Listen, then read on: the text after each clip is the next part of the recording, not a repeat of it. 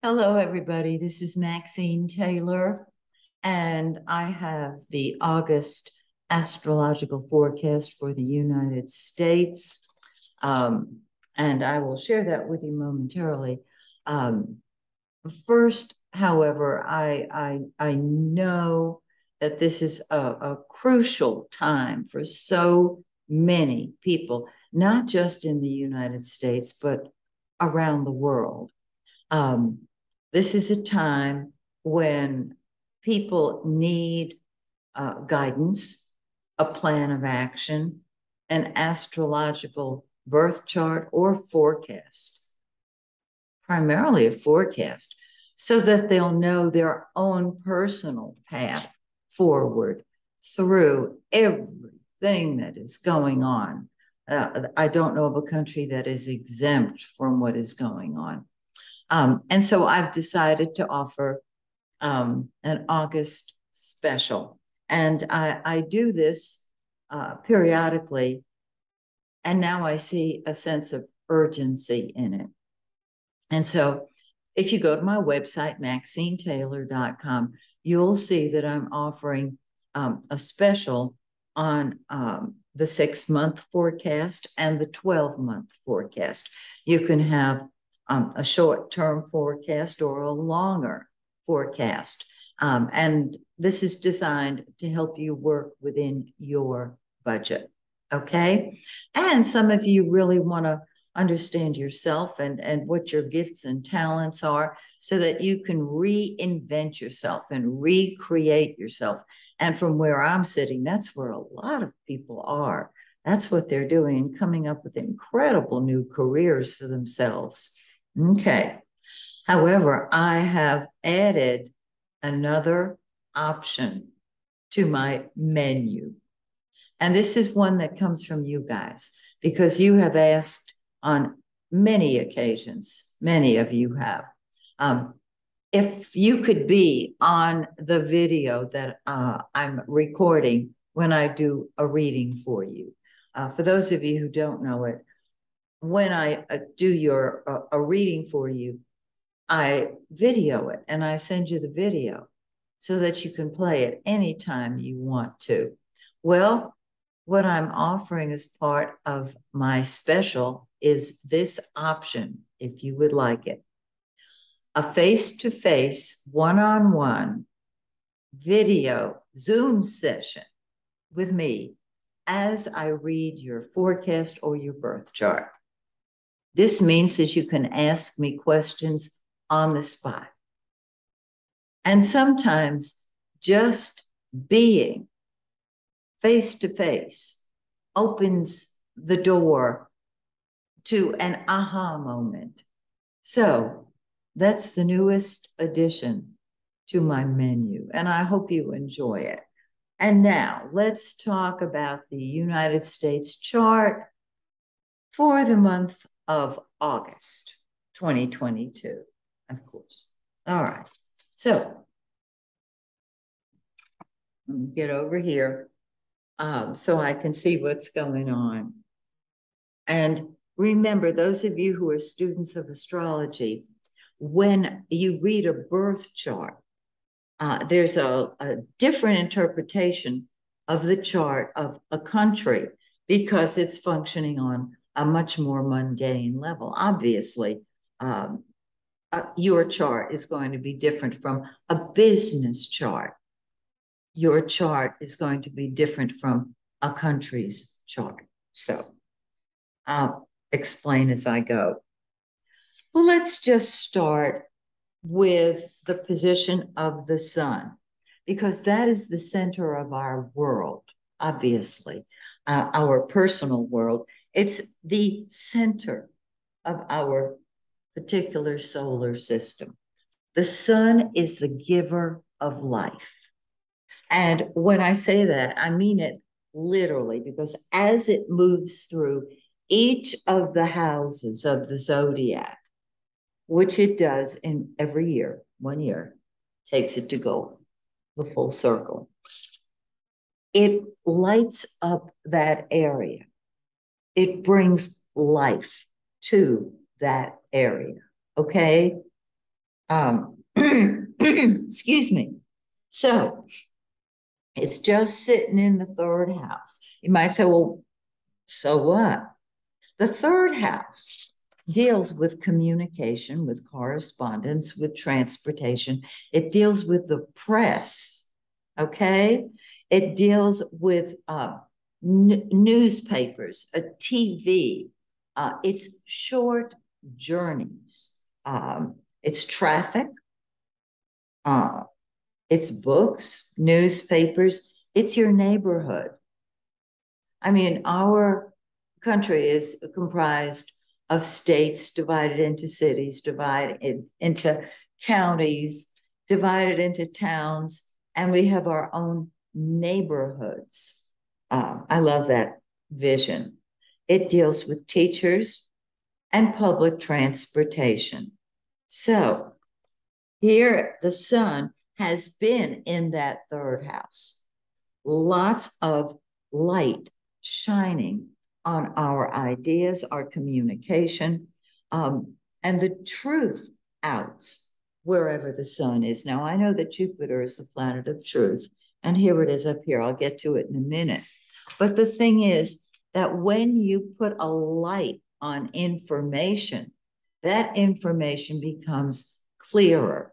And I'm thinking of the January 6th hearings. They have been giving us incredible information. And the sun is putting its light, shining its life on information. Love it. I love it. Okay. On the 6th of August, the sun is going to move into the fourth house of the United States chart. Now, this deals mundanely, as it does in your personal chart, with home and family and real estate and land. That is the same. However, and I've got my Cliff Notes here to make sure I don't leave anything out. It deals with real estate. It is the party out of power, and they're getting activated here. It deals with all domestic affairs, not international, domestic. It deals with the weather, and I'm really hoping that there are going to be solutions, really workable solutions to our weather dilemmas. It deals with farmers and builders and crops and seniors. And you know, we're living longer, we're living better. So there are more of us. And so after the 6th, for the rest of the month, this is what we're going to be looking at. Now, we have had heat, we have had water. And when I say weather, I mean the weather, the importance of getting a handle on directing the water, the mudslides. I don't know if there's anything we can do about the heat, but there's got to be a solution to what is going on. And if there is, the sun is shedding a light on it. Now, that may come from the party out of power, which at this time is the Republican Party. Very, very interesting, don't you think? Okay. Now, I mentioned Jupiter a minute ago. Jupiter is the greater benefic. Jupiter is God's blessings. It's expansion wherever it is, whatever house it's in. And each one of these divisions is called a house. It brings good luck. It brings joy and optimism. And the 11th house in a country's chart is Congress and Congress people. I was going to say congressmen, but it's women now too. It's legislation. It's the treasury. It's local councils, city councils, and it's friends. Now, I don't know if you can see this clearly, but Jupiter is retrograde right now. And Mercury is getting ready to move into the shadow of the retrograde on the 20th of the month, but I'm getting ahead of myself. Okay, with Jupiter retrograde in the 11th house of Congress, things are on hold.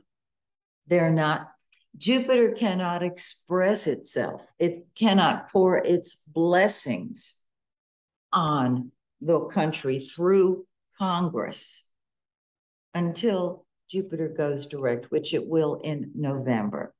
And so, again, we're on pause, we're on hold. That's just what's so. So we're going to look at some of the faster moving planets. And what I'm going to talk about now are the full moon and the new moon. The full moon will be on August 11th. And if you'll notice, it's up here in the 10th house, which is the party in power, the Democrats. When we have a full moon, that's when things come to a head. Okay? This can be very, very positive. The 10th house is also the commander-in-chief.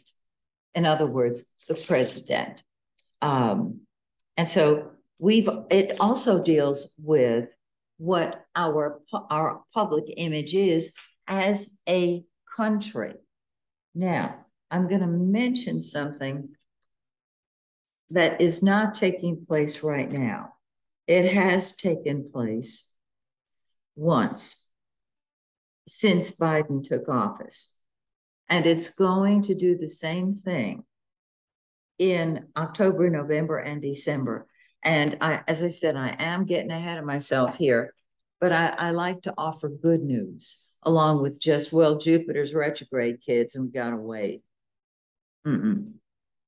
Saturn, the planet of reality, the planet of responsibility. And I interpret responsibility as respond to your ability as a leader. Saturn is going to go over the midheaven, which is our public image. It's the party in power, and the moon. We have an Aquarius moon in the United States chart that I use. And what this is going to do is kick reality into play and bring responding to our ability, to his ability. I'm speaking of the president. I don't know how that's going to manifest because it depends on what occurs just prior to when this Saturn on the midheaven and the moon takes place. But the last quarter of 22 is going to be a time of serious responding to ability, serious responsibility. In a personal chart, in your birth chart, when you have Saturn on your midheaven, you are at the top of your game. Saturn gets a really bad rap in a lot of old-timey astrology books, and actually new astrology books, because the astrologers are simply copying and repeating what some of those negative old-time astrology books have said. I have noticed in my clients' charts that when Saturn is on their midheaven, they are in the top slot. They are at the top of their career. Now, they do not plummet from there, but think of the midheaven as the top of the mountain. And that is where the United States will be, okay, in the fall. So the full moon is the Paul Revere. It's the awakener. The full moon brings all that I just described to a head. Now, that will last for approximately 2 weeks, because in 2 weeks after the full moon, we have a new moon.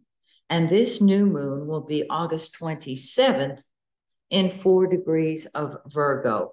Full moon, 19 Aquarius. See where that lands in your birth chart. And the new moon, which is when energy starts moving forward, which is very interesting because that's when the sun is in the 4th house. And this is when we will make progress, hopefully, with the weather situation, with food, crops, farmers, the land itself, and the Republican Party. And I am hoping that when Jupiter comes out of retrograde in a few months, both the Democrats and Republicans can work as a team, as a solution. I'm just so over partisan politics. Anyhow, that's just how I feel about it. All right. Now, let's take a look at this. No, I think I'm going to do Venus first. Venus is the planet of love and money. Now, Jupiter is the greater benefic. That's the chief good guy. Well, Venus is no slouch. Venus is money, it's beauty, it's love, it's happiness, and it is sitting in the United States' 2nd house of money. And and our income, our earnings, the stock exchange, the banks, commerce and trade, anything involving money. Now, you might say, well, I haven't seen that in my wallet. Well, Venus has been in that 2nd house. And in our 2nd house, we have our natal Venus, our natal Jupiter, and the sun. And so what we've got is the building blocks of abundance. And when Venus goes through that 2nd house, she reactivates it. I love it. On the 4th of August, which is just a couple of days from now, Venus moves into the 3rd house. And remember what I talked about with the 3rd house. And I'm going to repeat it now because Venus is sharing her blessings, shining her light on the 3rd house of communication, news. I noticed that a lot of the newscasters have changed their approach. I don't watch a lot of news, but what I watch, I'm seeing it. I've seen a change. Public opinion, traffic, books, newspapers, schools, teachers, and all public transportation. So let's look and see what's going on here. On the 6th and 7th of August, Venus sits on Mercury. Now, Mercury is transportation, communication, correspondence. It's in the 3rd house of communication, correspondence, and transportation. How convenient. And so Venus is blessing the news media. And I'm very interested in seeing the kind of news that we're going to be getting. Wherever Venus is, love is. Now, Venus is also on the 17th, sitting on the United States North Node. For those of you who may not be familiar with the nodes of the moon, every planet has a north and south node, except the sun, of course. The south node is what we as individuals have mastered in past lives. So in our national interpretation, it's what we have mastered in since the inception of our wonderful United States. And it's what we do instinctively. And it is, because it's habitual, it can be draining. And it's in the ninth house in our natal chart, the United States chart. The ninth house of foreign relations, foreign travel, diplomacy, higher education, that type of thing. The North Node, which I'm looking at right here in the United States third house, is the area of the chart in which there can be more advancement, success, and personal growth, because this is the area that we created so that it would be the positive point, and that is communication. And I really do think that the January 6th hearings have done so, and the preparation prior to that, don't get me wrong, but the end result, I think they've done a magnificent job of presenting information in a way that it is not explosive, it's non-judgmental, although some people have expressed their feelings. And so this Venus in the third house is beautiful. On the 23rd, Venus blesses the fourth house because it moves into the fourth house of land, of weather, the party out of power. I think this means a real success step forward for the Republican Party. I don't know what it is, but it's there. And it will bless the party. All right. Now, let me talk a little bit about the rest of this chart, rest of this forecast. Mercury, communication, correspondence, transportation. It goes retrograde 3 times a year, and that is when things get totally discombobulated. In 2022, Mercury and Mars will be retrograde, and they'll overlap, and that will be our delightful tag team. Now, we're going to have to wait until later on this year for Mars to go retrograde. Little hint here, when Mercury goes retrograde, communication, correspondence, and transportation are totally confused. So Mercury retrograde confusion. Mars is action and energy. When it goes retrograde, we flatline. Nothing happens. And so we've got confusion and nothing going on, nothing moving forward at the same time.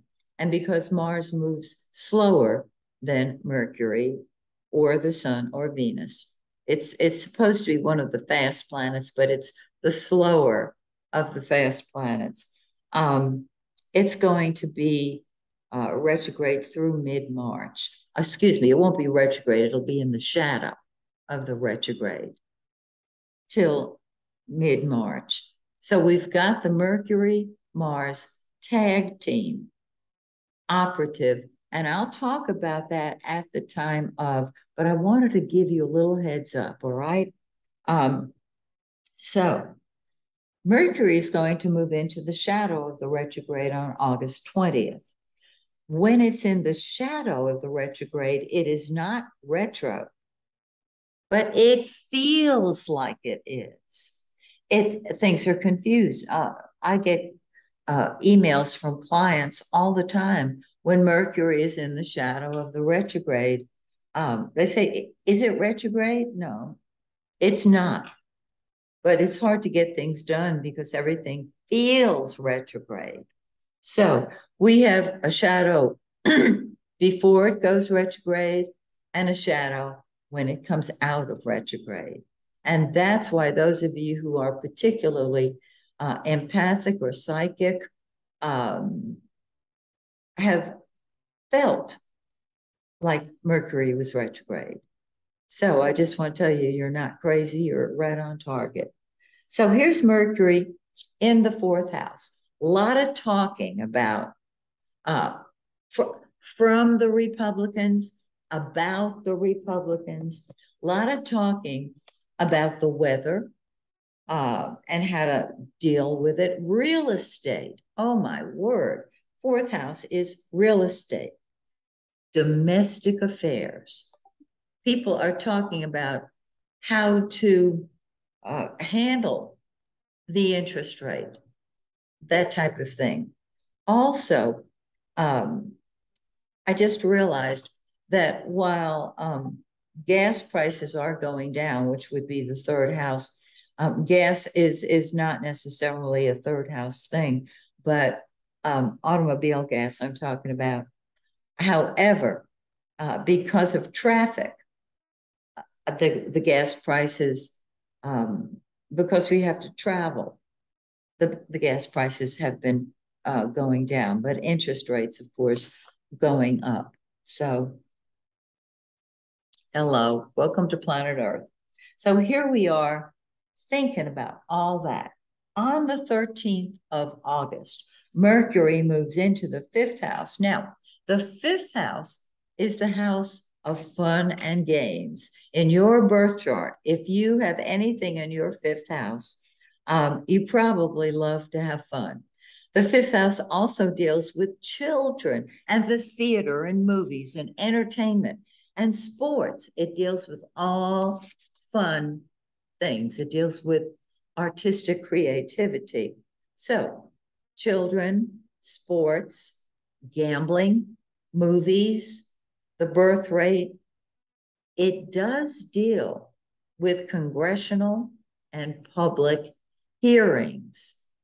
Is it because everybody's on stage? Is it because everybody's acting? I don't know. It deals with stadiums, and there may be more rules and regulations about stadiums. Remember, Mercury doesn't do anything, it talks about it. Okay, there's Neptune. Neptune rules alcohol, nicotine, caffeine, anything that deals with escapes. Drugs, deals with drugs. And on the 19th of the month, it might be the 18th as well, just keep your eyes open about children, because the fifth house is children and the birth rate and all of that, and everything relating to children. Not so much litigation, because that's elsewhere, that's the law, but dealings relating to children. The fifth house is also sex, by the way. So you hear what I'm saying. So here's Mercury talking about it, thinking about it. How do we change things? How do we take a dream and put it into operation? Because Neptune can be the dream come true. I have seen that in personal charts. It's escape from reality. So it can be a new type of movie, a new type of theme, a new way of filming movies. This can also be TV because it's entertainment. So I'm not sure exactly how this is going to manifest, because Neptune, trying to grab a handle on Neptune is like trying to grab a handful of smoke. It is elusive, it's make believe, and it can be the dream come true. Now, lastly, Mars. Mars has been and will continue to be in our 12th house. The 12th, now, let me tell you, Mars is war. Mars is fighting. So there are behind the scenes wars going on. The January 6th hearings has brought many of them to light, but Mars is still in that 12th house. And let me tell you what is probably going on. The 12th house in a mundane chart is hidden. In your personal chart, it's also behind the scenes activities. It's spirituality. It's pulling back and retreating. It is communing with God. It's escape. Mars is the planet of war. It's what you fight with and fight 4. Now, our 45th former president has Mars natally in his 12th house. And so there was always a hidden war. There is still always a hidden war going on. I think it's very interesting with what's going on politically with him, that in the United States right now, Mars is in the 12th house. However, Mars on the 31st of the month, very end of August, and the beginning of September is going to be sitting on the ascendant of the United States. The ascendant is the most personal point in the chart. It is the attitude of the people. It is the political mood of the people. It is also public health. But I'm looking more at the attitude and political mood of the people. And those of you who have been following me for a few years know that I have been very careful with how I describe an eclipse on the ascendant, Mars on the ascendant. We do have Uranus natally on our ascendant. When you get Uranus, which is explosiveness, and Mars sitting on Uranus, we can expect explosiveness for the duration of Mars's transit through the first house, because we also have the United States natal Mars in the first house. So you've got Mars, people are uprising, they're fighting, they're mad, they're angry. Mars rules gunfire.